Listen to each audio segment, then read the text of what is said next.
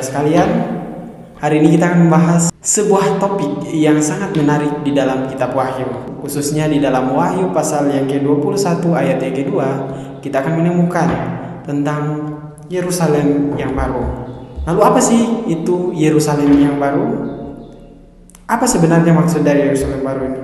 Lalu bagaimana artinya bagi kita? Yerusalem yang baru adalah gambaran eskatologis akhir zaman tentang langit dan bumi yang baru, di mana Allah tinggal bersama umatnya untuk selama-lamanya. Kota ini turun dari Allah, bukan buatan manusia. Kota ini kudus dan mulia karena di dalamnya Allah sendiri hadir. Kota ini digambarkan sebagai mempelai perempuan, yaitu umat Allah yang telah ditebus oleh Kristus. Dengan kata lain, Yerusalem yang baru adalah simbol persekutuan kekal umat Allah dengan Dia dalam ciptaan yang sudah diperbaharui. Lalu bagaimana para penafsir memahaminya? Nah, saudara, dalam sejarah gereja, Yerusalem yang baru ditafsirkan dengan beberapa cara.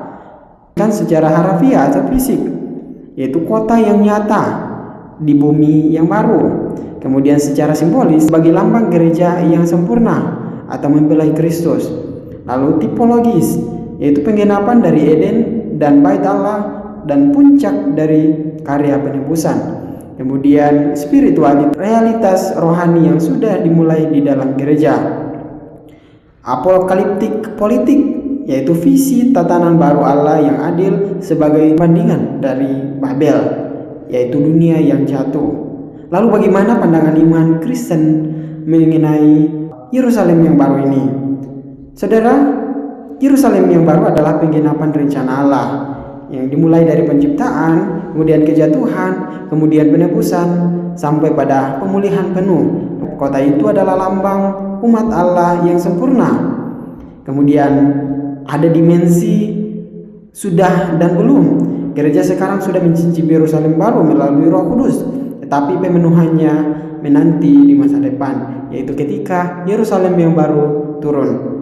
Kemudian kontras dengan Babel yang sering dikaitkan dengan dunia yang berdosa. Kemudian Yerusalem yang baru melambangkan kehidupan yang baru dan dalam keadilan, kasih, dan damai sejahtera.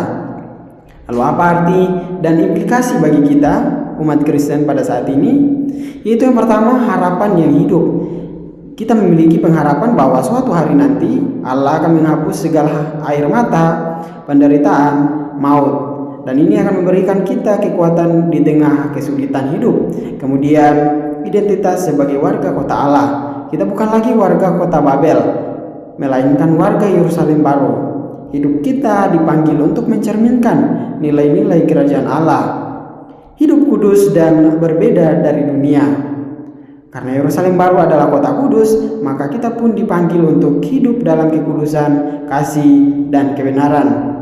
Kemudian persekutuan dengan Allah yang sudah dimulai. Meski penggenapan penuh masih menanti, kita sudah mengalami awalnya melalui Roh Kudus. Gereja adalah miniatur Yerusalem baru, di mana Allah hadir di tengah-tengah umatnya. Nah, jadi Yerusalem yang baru adalah janji Allah tentang akhir yang indah dari sejarah keselamatan. Bagi kita ini bukan sekedar mimpi masa depan, melainkan pengharapan yang nyata dan panggilan hidup di masa kini.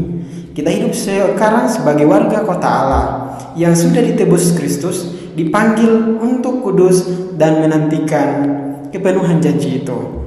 Dan ketika Yerusalem baru itu datang, kita akan melihat wajah Allah sendiri dan bersama Dia untuk hidup selama-lamanya.